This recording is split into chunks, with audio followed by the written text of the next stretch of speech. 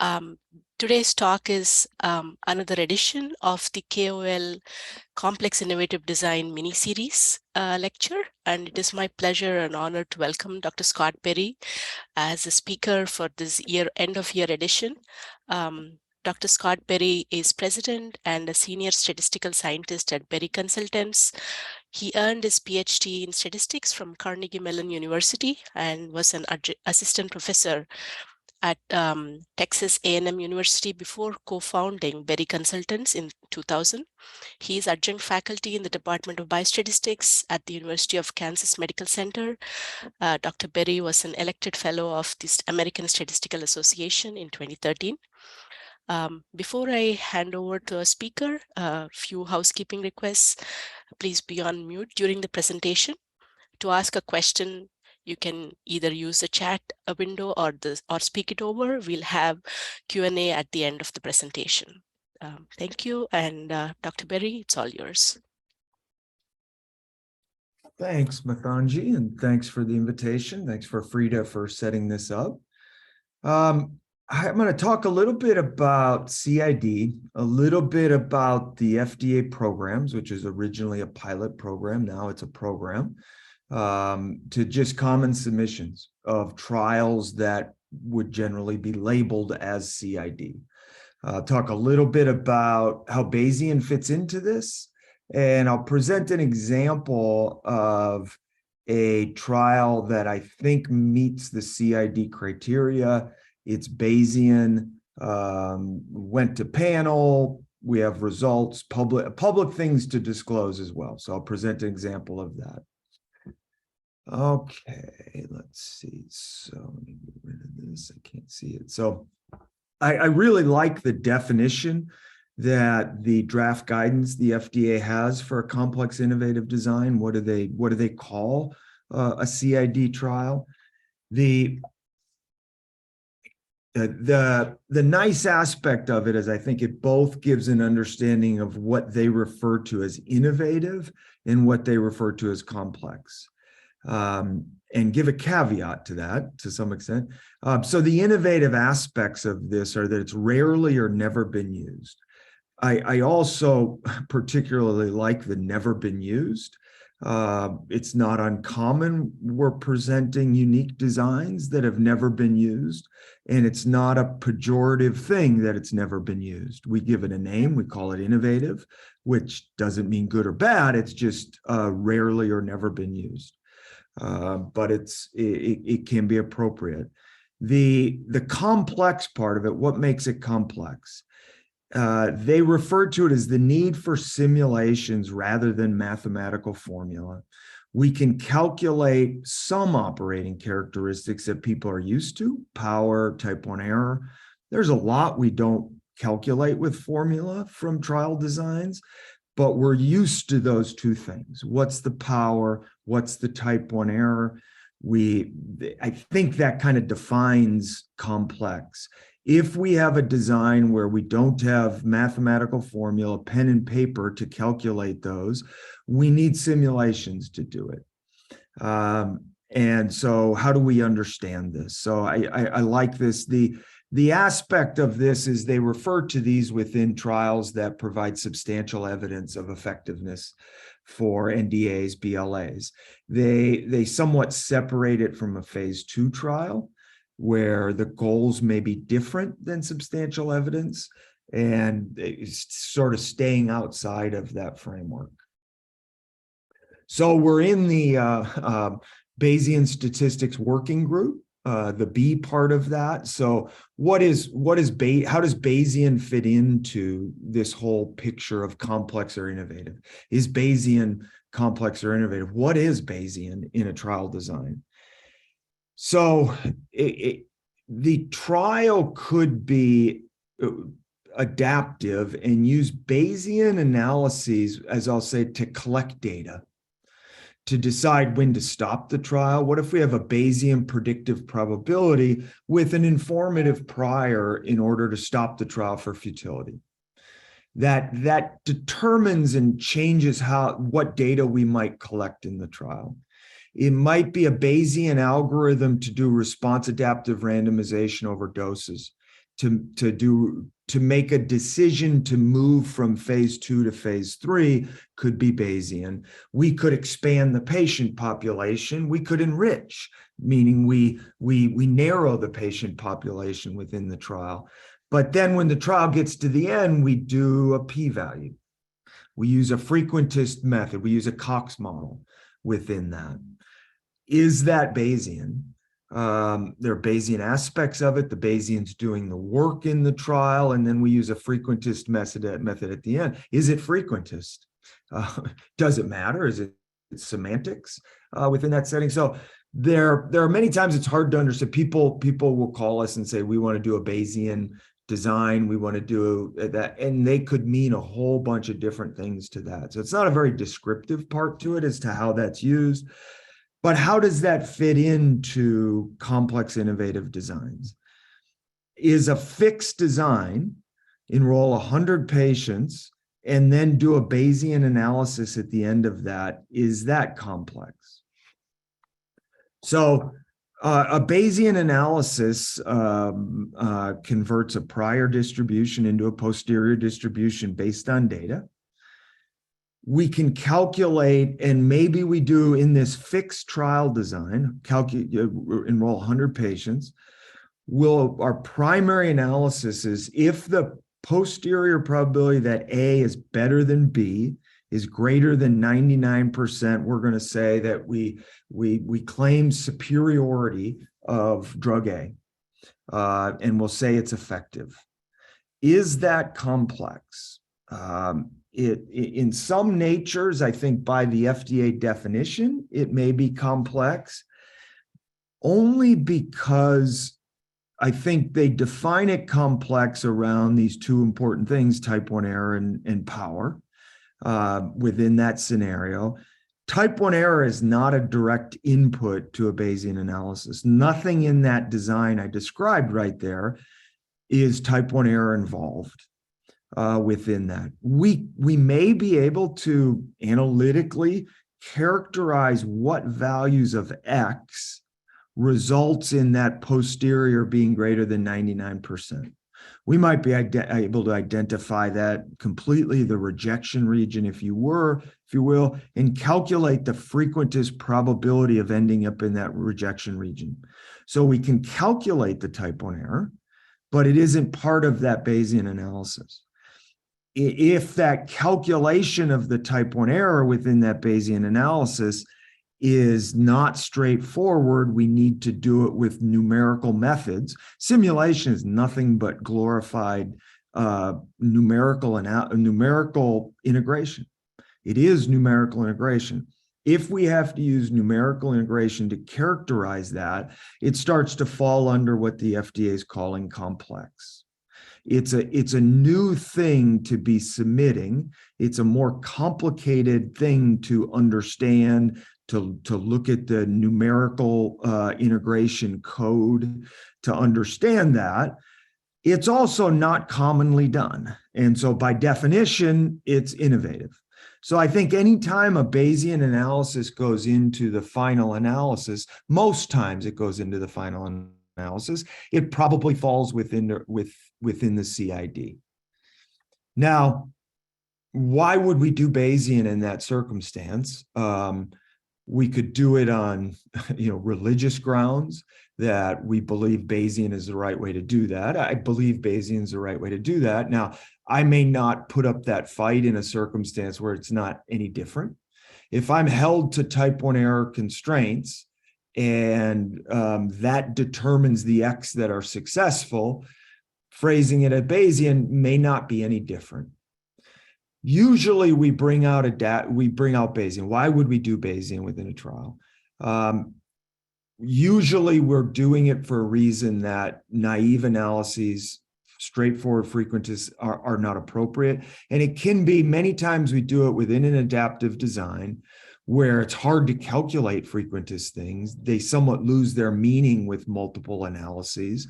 The sample space is almost impossible to characterize them, or they're just simply unsuited for the adaptive design. They don't characterize the uncertainty as well as Bayesian approaches do. a predictive probability can function so much better than a fixed parameter calculation going forward. So it may be within that circumstance, the Bayesian machinery creates much more appropriate characterization of uncertainty. The other reason we may use Bayesian is that we're using information outside of the trial. It could be historical information, it could be other trial data, it could be real world evidence. It could be within that trial, but outside that trial unit, a different subset of disease, a different drug. So we may be using information that traditionally wouldn't go into a frequentist, straightforward analysis in that trial. We may be doing a analysis of a pediatric patient population and we have adult data. We're going to utilize the adult data explicitly in the calculation of do we think it's effective or characterizing the effectiveness or the safety for pediatrics. We're using information outside the trial.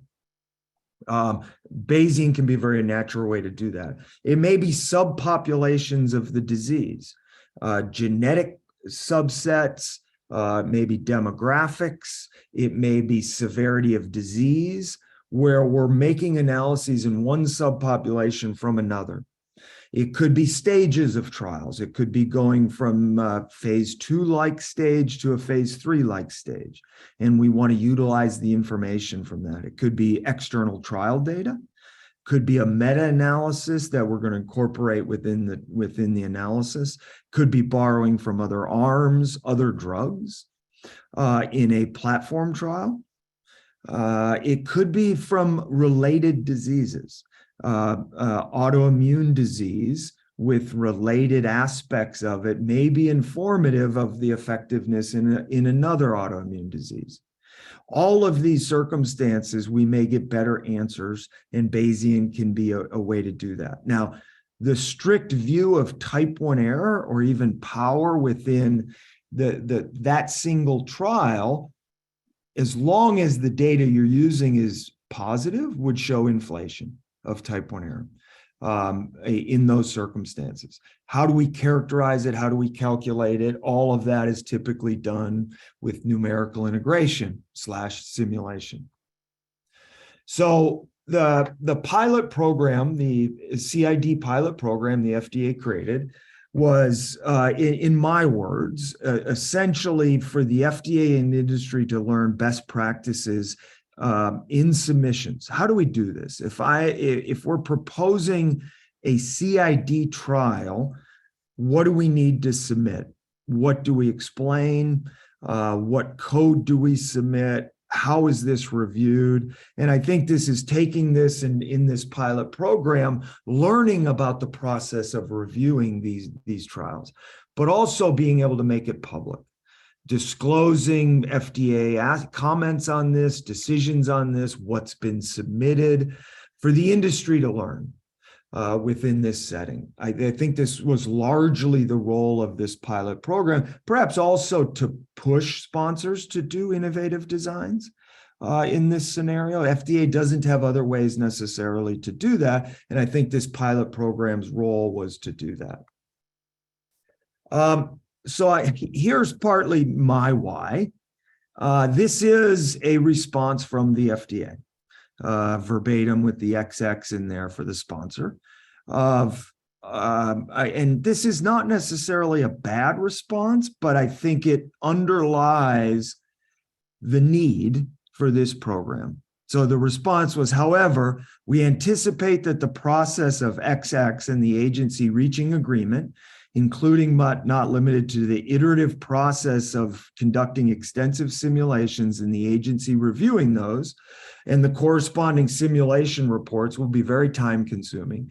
Given the urgent nature of the COVID-19 pandemic, you can guess where this was submitted, we are concerned that any anticipated gain via the use of the complex and innovative elements of your proposed study design may not outweigh this loss of efficiency. You may consider modifying the study design to be analytically tractable such that the use of simulations is not necessary. So this is the crux, I think, of why this program is important. Here's a circumstance where there may be a reflection that this design is more efficient in an urgent COVID-19 setting, but it may not outweigh the fact that the review time, the iteration to get it right, outweighs those efficiencies. This green part of losses of efficiency is the review time of this aspect of it. So that has to kind of go away to run better trials, to be more efficient. I think that's the role of this pilot program, which is now a program at the FDA. It's been renewed, I believe, for 5 years as part of the renewal.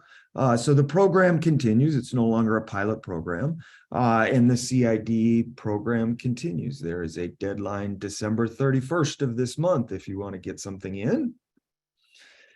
So I'm asked, should we go for the CID program in this setting?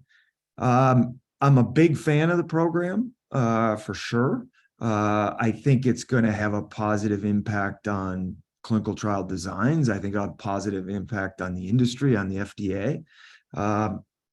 It's not a good program in every circumstance. First of all, you have to be okay with the disclosure and the timing of the program. It comes, because it's this program, it comes with set timelines, review times in that setting. If that doesn't work for your development program, it's not an option. And that's been true in some cases. There have been some cases where the interactions with the FDA have gotten to a mature point that it's almost a step backwards and a delay to enter the program in this setting. It would not necessarily be there. I'll jump down to the last bullet. We get asked this question in some cases because the sponsor's trying to lower the bar. Let's get in this CID program and we'll have an easier trial. It's not a place to lower the bar at all in this setting. Doesn't mean you're not going to get a really good, efficient design for both stakeholders, for all stakeholders, patients as well, but it's not a way to lower the bar. You pretty much have to have your design ready to go. Given the timing of this, when you're accepted into the program, you have this initial meeting and you have 30 days to get the simulations in to then be reviewed. You can push that back, but it gives 90 days to review. You can't decide what you're going to do, iterate the design and get that and have it all done in that time frame generally. So usually you walk in with the proposal you're ready for. You've done the iteration, you've gone through that process, you have a proposed design when you submit. That's not always the case, but generally it's a good program if you're in that situation. It's hectic if you're not. It's a lot of work. Going through the program, the timelines of this, getting the code, it's a positive one, but it's a lot of work tied to it as well. You get a really thorough review, the people involved in it, the larger team, the public disclosure of it. Now, part of it is you have to get accepted to the program. And so there's already that's a positive notion that your design is in an arena that seems reasonable within that setting. Given that, I think you're likely to get yeses because you've been accepted to the program. It's a scientifically reasonable thing. You get very, very positive reviews. There's some notoriety that comes with it with the public disclosure if you're okay with that. So if all of these things sort of match, I think it's a great place for sponsors to go. The hole in all of this, from my perspective, is I think there's a bit of a misunderstanding of the role of simulation in CID, and that's the creation of the design. Adaptive designs aren't where we say, sort of fall off the tree that I want to run this seamless phase 2-3 design with 4 doses at 100 patients. I make a decision and all that. You put that down and you start to look at the characteristics. Invariably, you find it doesn't work well in certain cases. You iterate the design. You have to go through this in silico design to get a good adaptive design. If you just sort of pick out the first one and say, we're going to run this, it's generally not a good design, and you can do quite a bit better. Most of this review part is reviewing a design, final design. It's hard at that point to say, show me 10 designs you're not proposing and why you're better. It's enormously challenging to do that. You can do some. Show me response adaptive randomization works well. That's reasonably straightforward, but it's hard to get FDA eyes on the thousands of designs I didn't present and how I iterated to that. That whole process is very different. And I see publications about how to use simulation. It's almost always how to run the final simulations on your design to show operating characteristics. And that's important. And we talk about random seeds and number of iterations, but this whole process is critical to getting a good design. Before you get to the final part, which is calculation of the operating characteristics of the design, it's a numerical exercise at that point with the aspects to that. It takes the whole team in this. It takes iteration. It takes programming. It takes, does the operational aspects of this work? What are the goals of the trial? Characterizing the goals. So that's something that I'm not sure comes out of this process. It's a hard one to get visible as well. The other aspect is the goal of the program is to not need the program. It's to fill a need to bring these trials and make them so we don't need a program to submit the trials. So that what we now call CID today is not innovative tomorrow. It's not complex tomorrow. It's to make the program irrelevant to some extent. Now, you could argue that there's always going to be innovative designs that haven't been run, and I think that's true. But maybe its goal is to remove what is innovative and to keep pushing that bar forward. And maybe there's always a need for this. So I'll walk through an example of this, and these are all publicly available slides. You can go to the link here. This is a trial that I think meets the CID, all the characterizations of it. It's Bayesian, and it's gone through an advisory committee meeting, and the decision by the FDA a couple weeks ago on approval of the drug was also made, which I'll show you that, of course.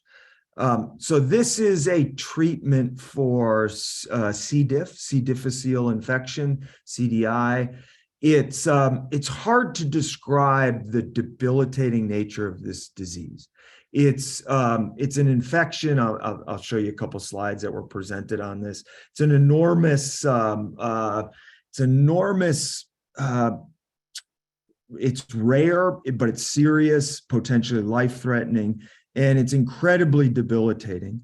It comes with debilitating diarrhea, isolating people to their homes. It can lead to other morbid conditions, socially isolating individuals. They won't leave the home at that point, given it. It can be a tragic disease. At the advisory committee meeting, patients who've had this disease, it was pretty powerful, their description of how bad this disease is. And it's recurrent within those individuals. And it's the recurrent aspect of CDI that this is a treatment for. So essentially, what happens within the gut biome is you're taking an antibiotic for the treatment of something. The antibiotic can destroy the gut microbiome in ways that leads to C. difficile grabbing hold, and this infection leads to diarrhea, leads to other conditions. And the only way to really get rid of it is another treatment of antibiotics to kill the C. difficile. And this leads to this recurrent aspect recurrent aspect of this disease. One of the patients that presented at the advisory committee meeting said that they were presented with the next line, that their cancer had progressed. And they said that they weren't worried about the progression of the cancer. They were worried that the treatments were going to bring C. difficile back, that it was worse than the actual cancer, which was sort of a powerful thing. So this isn't a simple infection. This is a terrible, life-threatening, tragic disease. And it's hard to get that sort of message through. So the treatment of it is a biologic. It's a fecal microbiota suspension. It's a fecal transplant. Those are my words, where healthy individuals, you're trying to restore the gut biome to prevent the C. difficile to come back. If your gut is healthy, it prevents it from coming back. It's such a complicated beast that the best way to restore it might be getting a healthy microbiome, healthy feces, transplanting it into the individual, which restores their gut biome. And this is done through what I'll refer to as FMT, or this microbiota suspension, and it's given through an enema. The transplant is done through an enema into an individual that's at a risk of recurrence. So they have a phase 3 trial. This is Rebiotics company, which is now a Ferring company. The brand name became Rebiota. They have a phase 3 trial of RBX 2660, 2-to-1 randomization of 300 patients. It's a rare clinical trial that there's essentially one endpoint. We have all these trials where we have 10 secondary endpoints and all this. There's one endpoint in this trial, and it's, does CDI come back? And the timeline of that is 8 weeks. That's the key point. It's essentially the only endpoint in this trial. There's, of course, safety aspects of this, but the efficacy endpoint is, does the CDI come back? So they undergo another round of antibiotics, and in 2 months, does CDI come back? They're planning a second phase 3 trial of this, so they're running the trial. The enrollment in the phase 3 trial became incredibly challenging. And part of this was that FMT is being done at different places. There's different groups are creating. Open Biome is one, but academic institutions, they run an FMT program. The FDA doesn't prevent them from doing that. It was their discretion decision. So largely individuals within this deadly disease could get FMT other places. And so it was hard to randomize them to a placebo.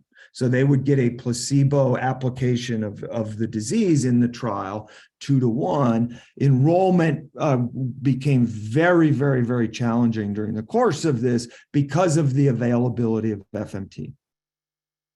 So discussions are had with the FDA about the design of this phase 3 trial. There's a phase 2 trial, a single phase 2 trial of this drug, where they ran 2 doses, which what it meant is there's 2 applications. They didn't know whether one application of this a week later, and then a week later another application was better for the transplant, or just a single application. So they ran a phase 2 trial. You can see the data from that, 45, 44, and 44, the 2 applications. The placebo was 2 sham applications. The 2 doses were 2 real, and then the 1 dose was 1 real and 1 sham. And the endpoint, the single endpoint in this disease, was treatment success, meaning they did not get a recurrence at 2 months. You can see the 56, 57 for Rebiotics, RBX, and 43% for placebo. 13.6 and 12.4% absolute differential in those, and p-values around 0.2. in that setting. That's the phase 2 data. So the trial design of phase 3 became one where the primary analysis of phase 3 is going to include the phase 2 data through a Bayesian random effects model. So a Bayesian random effects model is set up to borrow from the control, the placebo, and from the treatment effect in this setting. This is publicly available. Actually, I'll show you the adaptive design report through the advisory committee was made public, which is great. So if you want to see a submission of what that would look like with the various simulations, I think I'll jump to that just very briefly and show you that. But the Bayesian random effects model has a random effect for study, which is essentially the control rate, the placebo rate, and then a random effect for the treatment differential within that. So the phase 2 was modeled in the phase 3, and a random effects model was created to estimate in the phase 3 trial what is the estimate of efficacy. Interesting aspect was set up in the trial that there were sort of two definitions of success in the trial. Using the phase 2 and the phase 3, if the phase 3 analysis, including phase 2, reached a level of sort of the multiplication of 0.05 alphas, this 0.00125, then it has reached a level of a 2-trial level of significance through this integrated Bayesian analysis.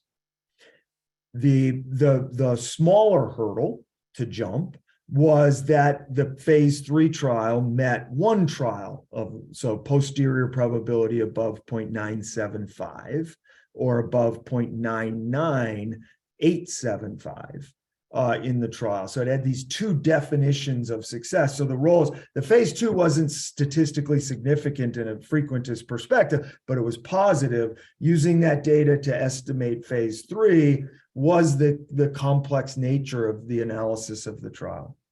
There's one additional aspect of it, is that there were 2 interim analyses that took place within the trial. We adjusted those thresholds, so there's an asterisk on there. So we adjusted those in a group sequential way for superiority at the 2-trial level.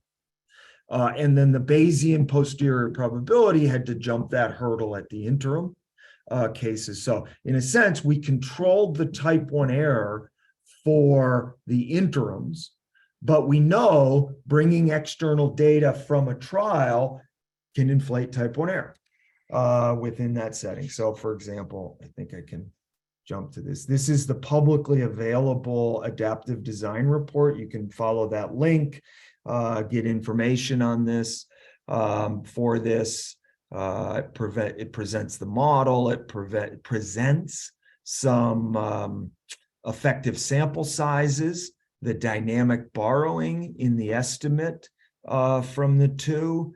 I won't spend too much time on that. It gives example trials of what the results could look like with different data, and then it gives operating characteristics. So we're simulating under this 0.45 for the control rate and then different differentials. Notice the 0.042 at hitting this 1 trial level type 1 error of 4.2%. Elevated above 0.025, given we're already starting with positive data from phase 2. We presented operating characteristics for this 2-trial level. Of course, the type 1 error is quite a bit lower for that. So if you're interested in that, you can certainly take a look at that. It's publicly available.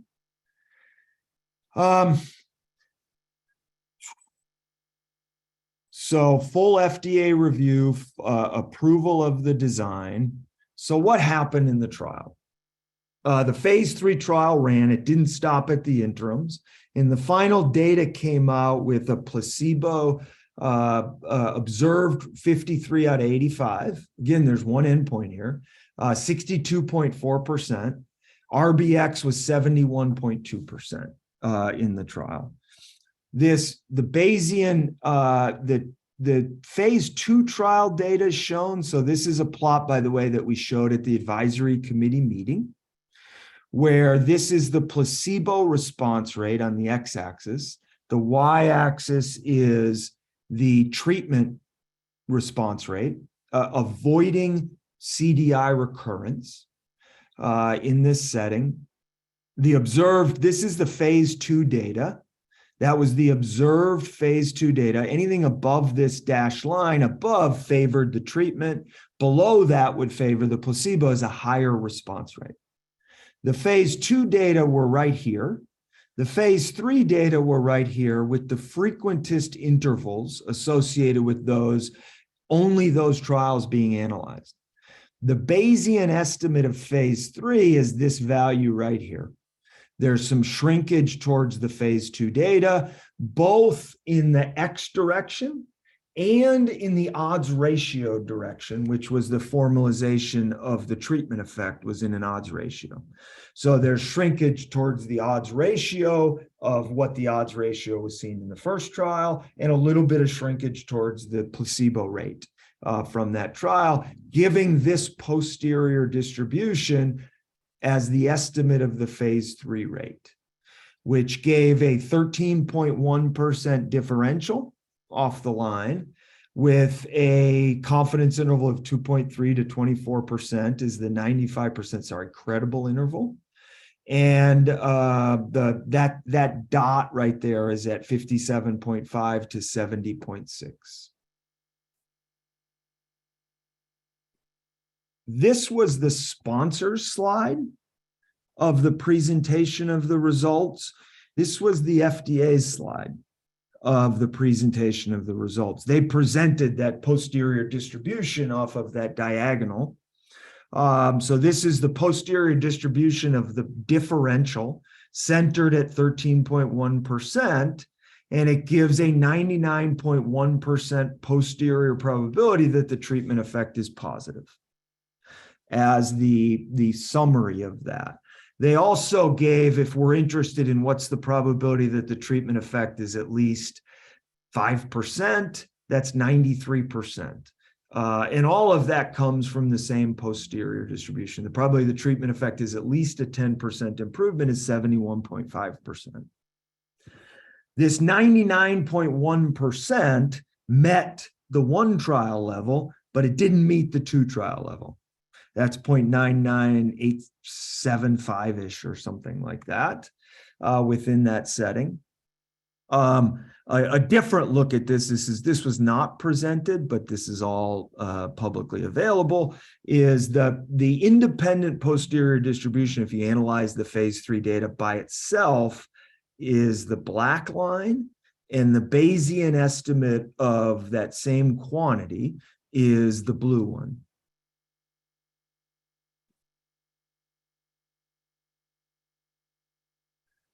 So this approach was presented at the advisory committee meeting. We did multiple mock meetings presenting the results, getting ready for the advisory committee meeting. And of course, statisticians, we are so attuned to biases and cherry picking that this is the immediate reaction of this can be, oh, we don't like this. We're so used to seeing phase 2 results, maybe not replicated in phase 3. We're so used to the aspect of what happens in these circumstances. You run a phase 2 trial, you pick one of the doses, the other doses didn't do very well. You present the data on that. You present the data on a secondary endpoint. There's a lot of multiplicities in what you see in the phase 2 that should we be borrowing it for phase 3? There's an aspect of this of we use phase 2 for proof of concept to go to phase 3. And so there's a bias in that nature that we're all sort of familiar with in this. So this circumstance I think is different, where I think this is appropriate. There was no subset. So the data that came out of phase 2 into phase 3 was actually exactly the same. It's actually slightly expanded, which was a clinical question about the number of recurrences. But There was no subsetting of those patients from phase 2. There was not a change in endpoint. Again, there's only one endpoint in this setting. It's the exact same endpoint in phase 2. Others that are running, it's exactly the same endpoint. It's really the single efficacy endpoint in this scenario. There were 2 doses. And I showed you that in phase 2, they had almost mathematically identical results. And I think it even selected the one that was just 0.5% difference less. So it wasn't that we selected the higher one, cherry-picked the higher one. Essentially exactly the same data in that setting. There were no other trial data. It was the only trial data. The other part of this expansion from sort of 2 to 3 that we're concerned that if we look at every positive phase 2 trial, which this, by the way, didn't meet statistical significance, and then we run phase 3, invariably phase 3 is not going to do as well. There's a regression to the mean. In this case, we have a huge amount of knowledge about FMT itself. It's been used extensively. It's in medical guidance of how to treat this. On the second recurrence, they suggest you do this. So this wasn't sort of proof of concept for a novel drug. There's a great deal of information about this going forward. So if ever there was a scenario where borrowing from phase 2 was a reasonable thing to do in phase 3, given as well the incredible challenge of actually getting randomized data to a placebo, which was becoming more and more difficult in the scenario, this is one of those scenarios. The rare orphan debilitating disease that it's treating as well. So the panel meeting took place. These results were presented in September of this year. And they, again, it didn't hit that 2 trial level, that 99.9 essentially. The panel voted 13-4 that it demonstrated efficacy, positive vote.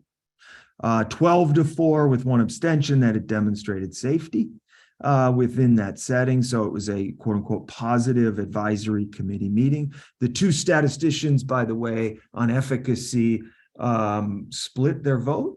One said yes, one said no within that setting.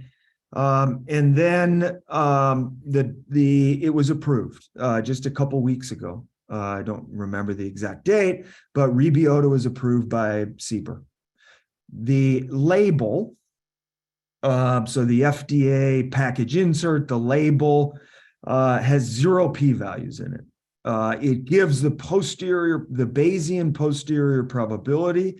It gives the model estimate based on the borrowing from phase 2 with the posterior probability that the treatment's effective of 99.1 in that setting. The description of that refers to the Bayesian analysis of that, giving the Bayesian credible interval and that 99.1% posterior probability that Rebiota is superior to placebo, referenced in table 2.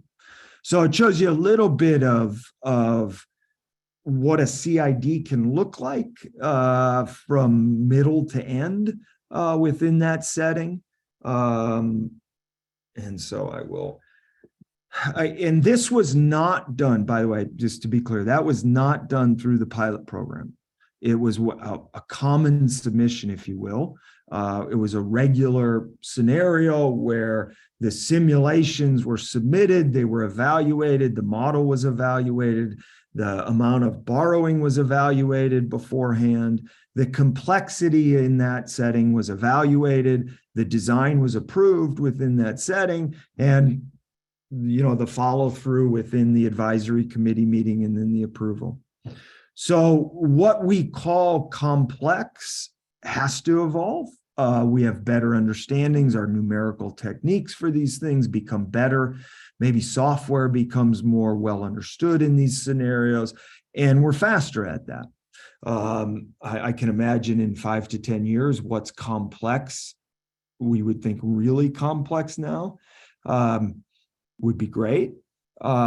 Innovation, of course, evolves as what has never been done moving forward. This has been done. Other things have been done. The ability to review these, understand these. The whole point of this is those evolve. forward. And again, the program's role is to not need the program. And I think it's been successful at that. I think the different programs within the CID have been successful in demonstrating innovative designs, ability to do simulation, the ability for the FDA to review, where review of simulation numerical techniques become common, if you will, and not sort of push back. My one worry, maybe not one worry, but a worry I had in this was that in a common submission, oh no, that's done in the CID program. We don't do that outside of the CID. And I haven't seen that. I haven't seen that at all within that setting. That result, that the FDA comment you saw wasn't saying that at all. It was about the timing to review of that. So it's positive that hasn't been, and I think it's had an impact on common submissions as well. So Mathanji, I will stop there and happy to take questions, comments, criticisms. Sure. Thank you, Dr. Berry. The floor is open for questions. You can use the chat, or you can unmute yourself and ask a question. Please go ahead. Scott, since you just ended on the very thing I wanted to ask you about, I'm going to go ahead and go first, if that's all right. Fantastic talk. Always enjoy hearing your talks. It's great to see an example where you were able to get success on a Bayesian design that was not part of the CAD program. But that's my question, and probably a lot of us in the room have the same question. It seems to me that rank and file regulators at the FDA are not nearly as in tune with these CID pronouncements and the idea that it's okay to be innovative. I wonder. I was just involved in a negotiation with the director of the Division of Cardiology and Nephrology. This guy was a scientist. He's not a statistician. His entire way of evaluating characteristics of designs is through p-values. The p-values and type 1 error is the only metric he understands. And the statisticians that report to him are not Bayesians. They've apparently not read anything about CIDs. And so even though we were receiving messages like, yeah, we encourage innovation, and yeah, we'd like to see your ideas on this, ultimately after several iterations, we wound up with a Bayesian design that had its Bayesian advantage whittled down to the point that there was just no reason to keep doing it. We would have been better off just doing a standard analysis and saving all that time. And you alluded to that too. In this particular case, the guy was willing to allow type 1 error inflation of just 10%. He was willing to go to 5.5% type 1 error. That was his idea of being innovative. So, what's your take on, not needing the program? My sense is that there's a big disconnect between the guys that are running this program, that are involved in CIDs, and the much larger collection of rank and file FDA statisticians out there. Yeah, so thanks, Brad. I suspect if we talked about this in a generic setting, that I don't know, 500 statisticians at the FDA, and somebody's coming with new aspects. It can be Bayesian, which you could argue it should be the standard thing, but it is unusual. Even though we're pushing, it's unusual. So you're trying to change what their viewpoint is in that setting. I think the best way to do that, I think we'd all like to push that faster. I think we all run into those circumstances. We run into other sort of circumstances that may seem frustrating at the time in that scenario. Is exactly what this program is supposed to do. Make them public, show this is supposed to be done, look at this is being done, have them disclosed. I think the really important part is the disclosure of this. to have things go through the advisory committee meeting, to make it normal. To make it hard for them to say, oh, we don't do Bayesian. And I think it's nice to be on the front of that, where you're trying to push to those things with the frustrations involved in that. So I think from the perspective that the program is trying to get rid of itself, I think it does a really nice thing. Now, one aspect of this is we can blame this on the industry at the same time. They're not getting a ton of CID applications. Now, maybe they're declining some, but the industry isn't pushing the FDA over with innovative CID trials to go through this at the same time. Now, maybe it's the program, it's maybe other stuff. So I certainly share occasional frustrations that you have in that, but I think the program is a really nice part of the solution. Okay. It takes time. We've been saying that for a long time. It's going to take time. But I do agree with you that I think in industry, even large companies are kind of reticent to get into this game because they can see, as you said, this is not a shortcut by any means. This is a lot of work, and it's a lot of investment of time and effort. And if they're worried that they're going to get sandbagged at the very end by FDA, they would rather, save that effort, save that time. So. Yeah, so that's the huge part, is we have to remove the time associated with these, so that's not, as those green responses is, that's going to outweigh advantages of your design So, but the other thing is I think COVID has an interesting aspect in innovative designs. I think COVID has pushed forward platform trials a great deal with the incredible success of platform trials in COVID. And they aged 5 times as fast than that, which I think innovative designs came along with that Bayesian success. So bizarrely, the pandemic may have accelerated things for us. Yeah, that's good. Let me ask one more really quick follow-up, and that is about Europe. I've got another example where I was just talking to a regulator at PEI, the German version of CDER, and they referred me to a CHMP guidance on clinical trials for small populations to look for what they'll tolerate in terms of statistical innovation. I got out the document. It was written in 2006. The document is 16 and a half years out of date. The word Bayesian is used one time. Real world evidence is not used. Borrowing's not really used. Is EMA really far behind FDA, and is that going to get better? What's your reading of the tea leaves there? Boy, you're putting me on the spot. Sorry. By the way, I think some nice ICHE9, and I can't remember what the new E is, but really good people are working forward to help push ICH forward, which I think is helpful in that. I'm not sure EMA is behind. I think they're different in their viewpoint. We get different kinds of responses to it, and I think what they've seen has been different. In some ways, it's hard to say which way's forward and which way's backwards. So I think they are different. From my perspective of that, in some ways, I think they're more conservative in their viewpoint of that. And I mean, it's another one of these things that it's just keep pushing, just keep grinding. And I'm not sure innovation happens through ICH, through guidance. I think it happens through trials, through individual ones, through teams from that. And they tend to be slightly behind that. Yeah.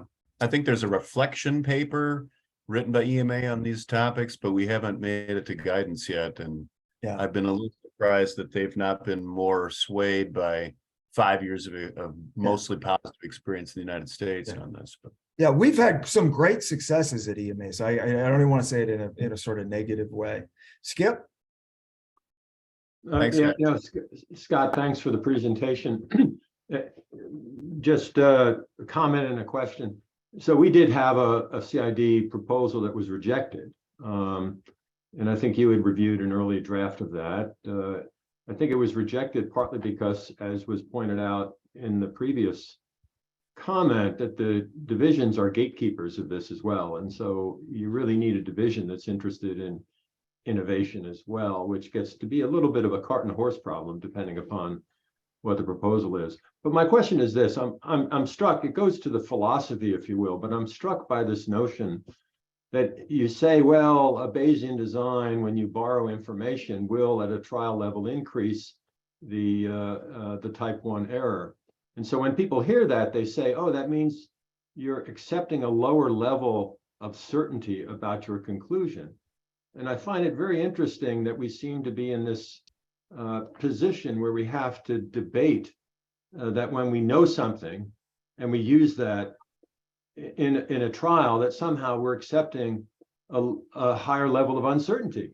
I mean, and you know, I think part of it is trying to shift that conversation to point out that maybe the operating characteristics from a frequentist perspective, when you assume you know nothing, might be elevated, but that doesn't mean you're any less certain about your conclusion. I don't know if you want to comment on that or not. Yeah, I love the way you asked the question, because I agree with you completely, and I think this is where I think this is the next challenge for the agency is exactly this. We never know nothing. We rarely know nothing, and to ignore all of that. So I'll give you a couple scenarios. You run a trial that, you know, it's really positive data. Maybe it's not enough for approval, but in the FDA is not quite there. And that's a very natural thing that, boy, it's positive data. To have to run an entire new phase 3 trial starting from scratch is just scientifically silly. You know, if we're very close to it, so to talk about only the characteristic of that get across the line part ignores this information we already know.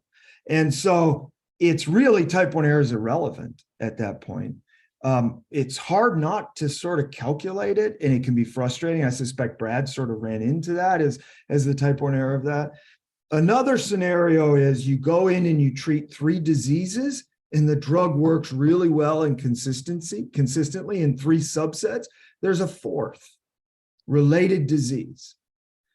To run a phase 3 trial that's fully powered and type 1 error, when you know a lot about relatedness, it's just not scientifically reasonable. We know we're almost there.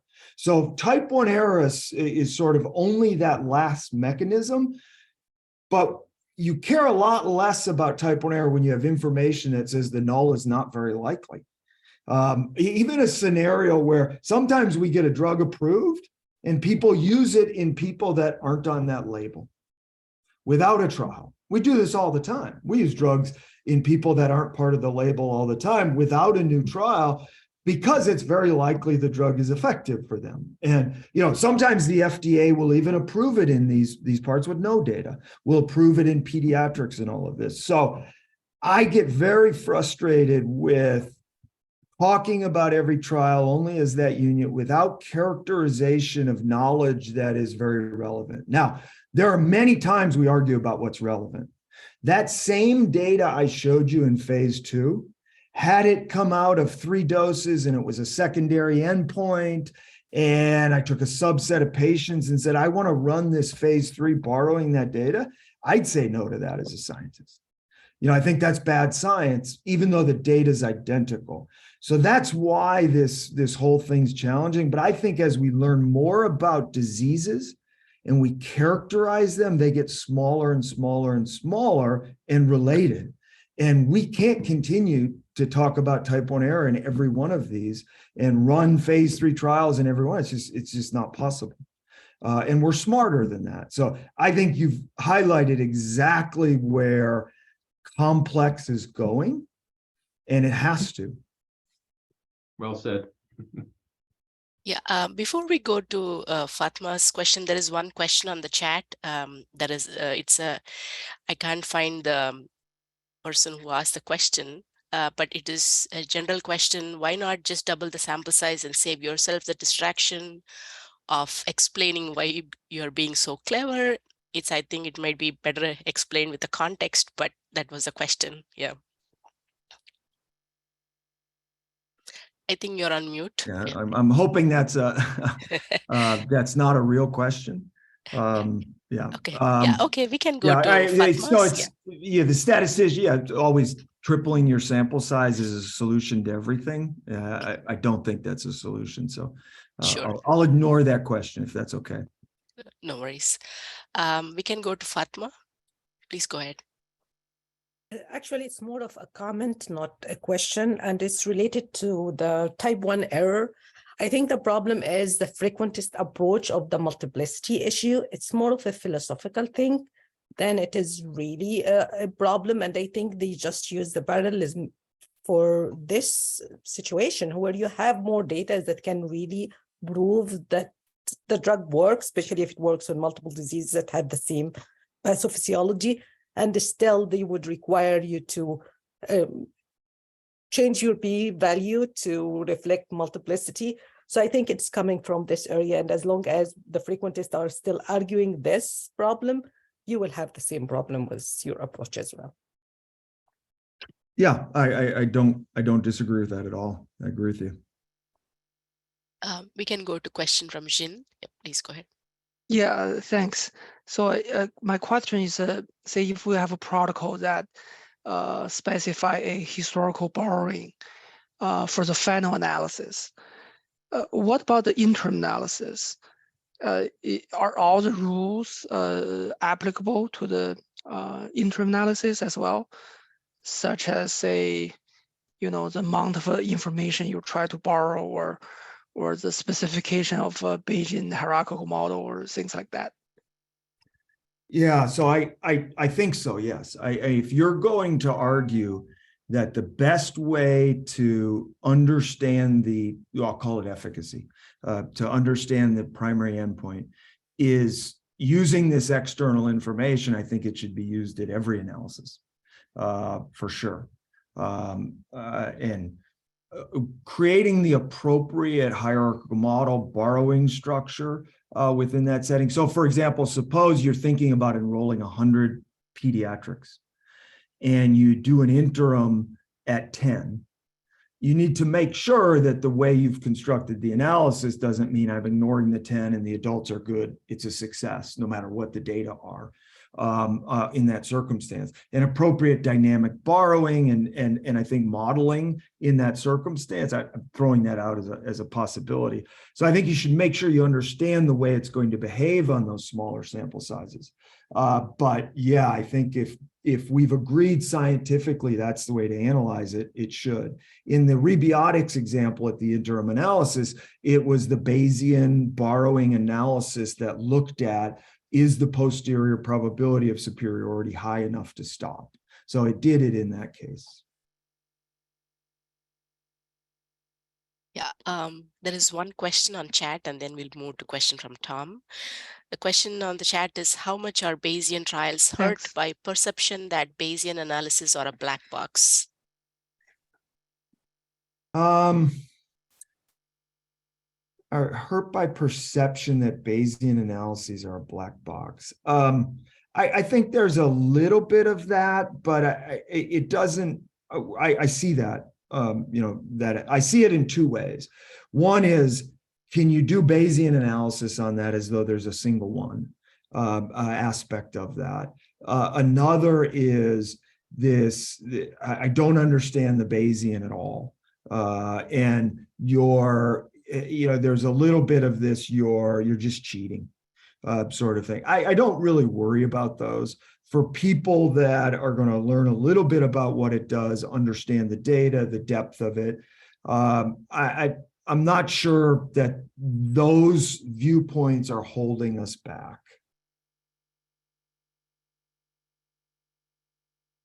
Yeah, Tom, please go ahead. Yeah, thank you. So it was a thought that occurred to me as you were presenting, and then it's kind of been amplified by almost all the questions up until now. Was you had your slide, which was your operating characteristics, and it said, oh, our type 1 error is kind of 0.04 or something. And it's not hard to imagine how someone steeped in a frequentist background is going to sort of fall back at that point. And I was wondering, is there any scope for doing like a type 1 error meta-analysis where you include or you factor in, you've already reduced the type 1 error in through the phase 2 results? Obviously, you'd need to be comparing against a conventional situation where you'd got phase 2 results and then a phase 3. But is there any kind of way of doing that so you can actually present a type 1 error that combines your prior knowledge and then the knowledge from the trial?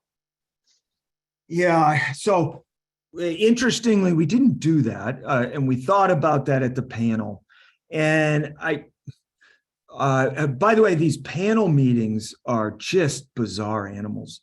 You have an hour and a half to present your data. And you do get some answering questions. You get an hour, and then you get maybe 30 minutes to respond to questions. They're just such strange animals. We could, Tom, go back to before phase 2 and say, how likely is it that we collect this phase 2 data, then run phase 3, and the result of that phase 3 reaches a hurdle. And we talk about the type 1 error of the process, not just the second trial. What's really nice is if we would have predefined before phase 2 that, then there'd be a huge amount of legitimacy to that. The challenge is the phase 3 trial analysis was created after the knowledge of phase 2. So, well, I think that number becomes quite small. It could be criticized that you're assuming that this prospective thing was said in Nature and you're going to run this analysis part of it. And I worried it would have been more negative than positive in presenting such a number because of the fact that phase 2 was known before that analysis method was created. Yeah, understood. Yeah, thank you. We have a question from Skip, and then we'll go to Jake. Yep. Yeah, Scott, this is a question about pre-specification. And the example that comes to mind in the pediatric setting is Benlysta, where the FDA and the sponsor did a post hoc Bayesian analysis that showed that the weight on the informative part of the mixture prior that was necessary to get a greater than 97.5% posterior probability was 0.55. The EMA rejected that approach. They still approved the product, but because it was post hoc. So my question is this: I mean, let's imagine that was specified a priori, that the expectation was you needed 55% borrowing.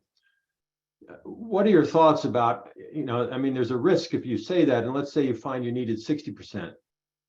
My own view is the accuracy, if you will, of the sort of clinical and scientific judgment about 55 versus 60% borrowing is really not targeted enough to where, I guess my concern is that people that focus on p-values would then say, well, that's a failed trial. And so I'm just curious to hear your thoughts about how you would, whether through simulations or the like, kind of show a range of borrowing that's reasonable to where you could pre-specify that in a way that doesn't tie you like to a p-value where if you get 0.06, you've failed. Yeah, so it's interesting, and what we did is there was a certain amount of borrowing from phase 2. We did calculate how much did you need to borrow from phase 2 to get over the hurdle. What I think in some ways, and so maybe you don't accept the Bayesian analysis we did, but if you can borrow this much, and that was never publicly disclosed, so I won't say what that number is. If you borrow this much, it would get you to this level. But I think you're also pointing out, it's a huge frustration to me, this notion that a trial is a success or a failure. And a failed trial is a failed trial, and a successful trial is a successful trial. I mean, it's bizarre in that setting. Notice in this case, the result came out as 99.1% probability effective. It did not hit the 2-trial level. And they voted yes, and the FDA voted yes, that the evidence was there. And they deviated from this success failure sort of thing. So I think historically we've created way too much, and through the frequentist reject the null, that somehow yes, no as a trial success is such this monumental difference, which I think partly you were allaying the frustration of that for sure. Now, going back and looking at how much borrowing gets you to that success is almost sort of presenting that that's such a critical thing. To 97.5 is different than 97.4. That in some ways, the posterior probability it's effective and the credible interval, I mean, that's the answer. That's the answer to make your decision on whether you think this drug should be approved, not whether the trial met success. Right. Yeah, we can move to Jake. Hey, Scott, that was a great talk. As an example for the CID program, you were talking about how one of the problems is the amount of time it takes to review simulations and these sorts of things. You know, though it may be time consuming, it seems fairly straightforward to do that once you're presented a set of simulations. You gave an example of how in some settings, it's very obvious when to share historic info or when to use historic information from phase 2, say, but in other settings, it may not be very obvious if you should have used that information or not. And I expect that as this continues, we're going to get, it's going to be more of a problem of not just reviewing simulations, but actually discussing the modeling decisions that you've made. So should you have used this historic data or not? How much of a challenge do you see that in a program like CID moving forward? And do you find it to be very limiting to the types of the designs that we can use in the future? Yeah, so I want to make sure that I don't give the impression that it's an easy decision whether you use historical data. I think that's the hardest part of all of this, is what is relevant data. It's trying to understand how was that collected, why was that data presented to me. I think that's the hardest part of all of this, is what is relevant for my decision, what's not. And so I think that should be the focus. That's the hard thing. That's the science. Science is hard. And that question is incredibly challenging. And the person Brad ran into, nephrology, cardiology, may think about it one way where some other reasonable person thinks it differently. And I think this is the huge challenge as we get better data moving forward. We understand it, real world data, clinical trial data, for regulators to make these decisions. What I worry is the easiest decision is to ignore it all and show me a trial. I think that's the worst of all. The really hard thing is getting agreement on it. And I think this is an example where the agency understood the need for this, the need for patients, the understanding. We know something about this treatment. We know FMT, that the characterization of this is an appropriate way to characterize it, I think is a good example of that. But it's hard and it takes iteration. But that's where we should spend our time for sure. Thank you. There is one question on the chat. Are you able to see it? It's a long, I think it's a comment and then a question. I think it is by Zhang Yuan. Yes, that's correct. I think you mentioned that as the development program progresses, we have learned a lot about the treatment efficacy across related diseases, and seems to be a good case for Bayesian approach borrowing from prior knowledge, for which I agree conceptually, but amount of borrowing may be debatable. What is your thought about borrow from the same class of drugs that have been approved if one strongly believe a class effect? So the amount of borrowing, I think, becomes a discussion. What becomes really nice is if you create methodology where the empirical differences allow you to understand the appropriate amount of borrowing. You don't dictate it's 50%, but you can have a method that learns heterogeneity. We have those methods. Now, you can set them up in different ways. And so I think that's the really good discussion tied to what Jake asked about what information do we use. I think it's what information do we use and how do we borrow it to come up with the best answer. But now I have an answer within that setting. I think it's a challenging thing for things in the same class of drugs within that setting, in part because if I have another anti-PD-L1, should I just be approved? Should I be approved on the fact that I demonstrate in PK/PD that the mechanism of action works in that setting? And it also gets to regulations of approving drugs. Me personally, yes, I would borrow from a class of drugs depending on the science that it really sort of does the same thing. Think about another, by the way, FMT drug in the same application, the next one that comes in. It's strange to think that we're going to ignore everything. We're going to ignore the rebiotics data. We're going to, we should be characterizing that in some way. But the challenge is now I'm using somebody else's drug. So I don't want to ignore the legal aspects that's sort of weird there as to what drugs need to say. But I think you should, yes, but I understand if people tell me the legal part is too complex and for whatever reason. Yes, Duncan, please go ahead.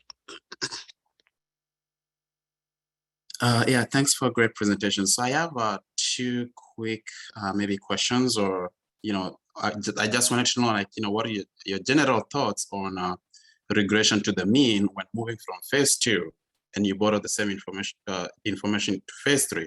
And the second question is related to the type 1 error. Like, do you go by a different analysis prior from a design prior in order to kind of mitigate any potential biases that may arise when you do the final analysis? So Duncan, I was so focused on your second question. Your first question was? The regression to the mean from phase 2. To phase 3, yes. So, and I don't want to forget your second question. So it's hard, and I think it's when are we doing the analysis? I think it's real seamless phase 2/3 trial as one circumstance of this question.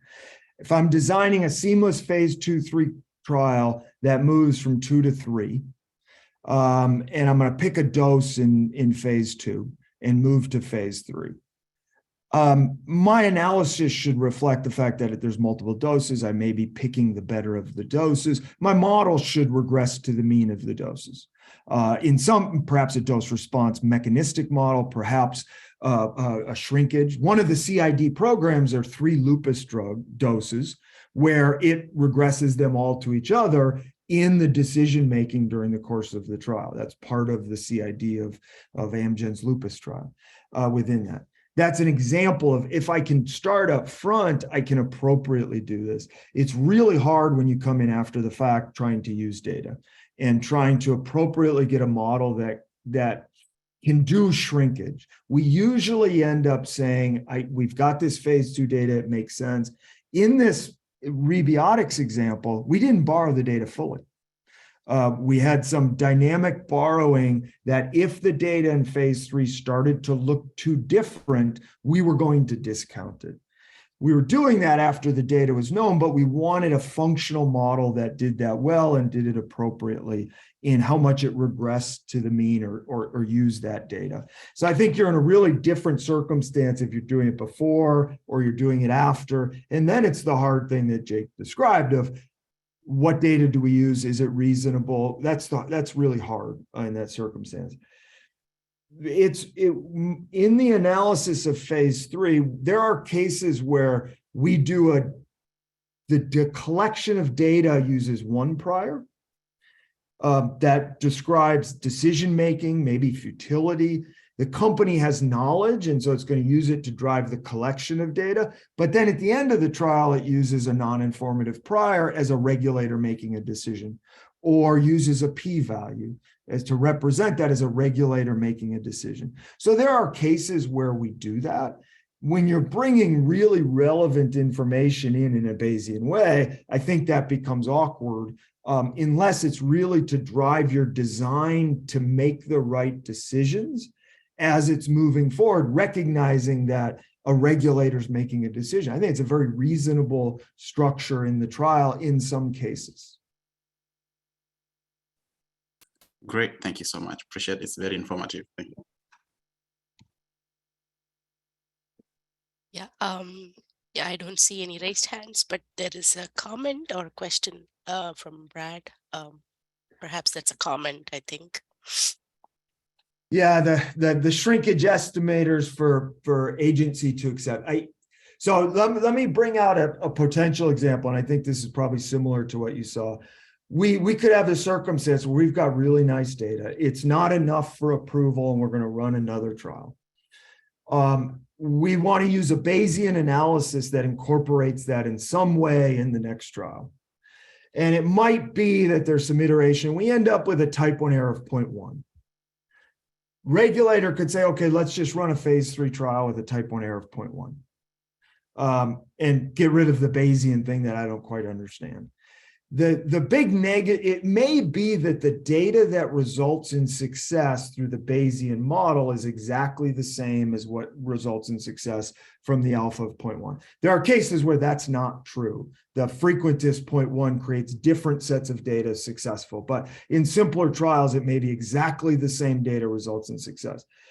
I think the big negative of that is the effect size estimate doesn't reflect that data, and it has larger confidence intervals than what's reasonable in that circumstance. And in the rebiotics example, it wasn't just, okay, we'll accept that for success, but we're only going to give the frequentist phase 3 data. They gave the model estimate from that as the best representation of our uncertainty, which I think is a huge value of the Bayesian modeling, that just give me a bigger alpha doesn't accomplish it all. So if you're in a circumstance accepting that data, moving on, and they'll accept an alpha of 0.1 within it, it's still really important that the effect estimator, the confidence interval, the credible interval that comes out of the end reflect that. Is it hard for them to sort of accept that? I think everybody's sort of different in that, as their ability to accept an estimate that's not exactly the raw data estimate that comes out of. In all walks of life, people struggle. In sports, people struggle with using other players' information to regression to the mean as an estimate. You know, it all goes all the way back to Carl Morris's paper. Well, this is weird. So I think that's continually something as Bayesians we fight. But I think it is important to keep up that fight and not just lower or raise alpha.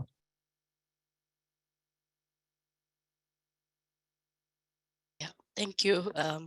Any more questions? We are almost at the top of the hour, but any one final question anybody has, we can go with it. All right.